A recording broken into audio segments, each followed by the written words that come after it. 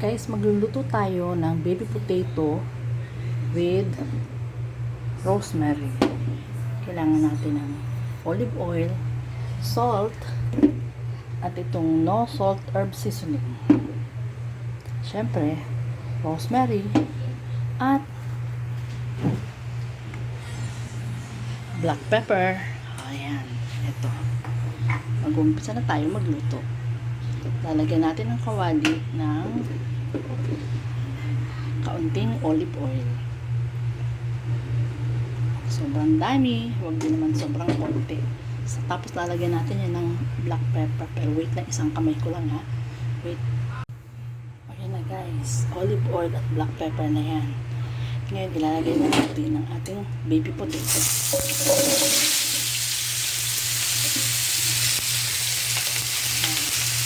Haluin lang natin yan dyan. Ito lang yan guys. Halo lang ng halo. Yan. Maluluto na rin yan dyan. Mamaya natin siya lalagyan ng asin, rosemary, at saka yung mga oil. Yan. Sagaan lang guys. Pero napakasarap nito. Uulam natin sa chicken or yung sa mga lechong manok. Tama yan.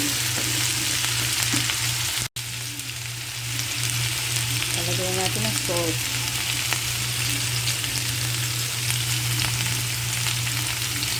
Pansahan lang guys.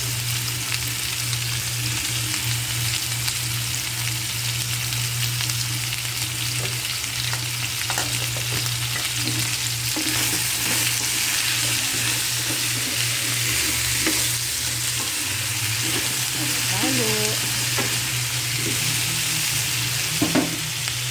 Lalagyan natin ng rosemary. Yan.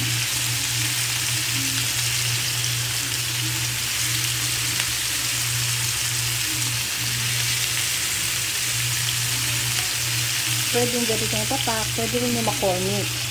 Ito, binili ko sa Landes. Ang McCormick naman, kahit sa ang grocery meron. Bango, kung andito lang kayo naaamoy ninyo ang sobrang bango. Sarap. Ganito lang yan guys. Pahalo lang halo. Malalaman mo naman kung luto na siya pagka medyo magkukulubot na siya. Kailangan nga lang talaga na magsaga ang magluluto nito kasi nga ang halo ng hahalo.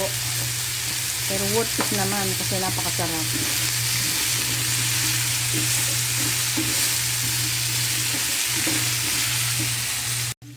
Ayan guys, ilalagyan na natin ito. Ayan. Ayan. Bilis-bilis ang pag-grind kasi para talagang lalabas siya. Ayan. Ganyan lang yan guys. Hanggang sa malito ang baby potato. Guys, luto na ang ating baby potato. Tingnan nyo ha. Diba? Ang lambot na. Ganyan lang yan pagluluto niyan. O siya. Kakain na tayo. Bye bye. See you next time sa susunod kong pagluluto. And thank you for watching. Bye.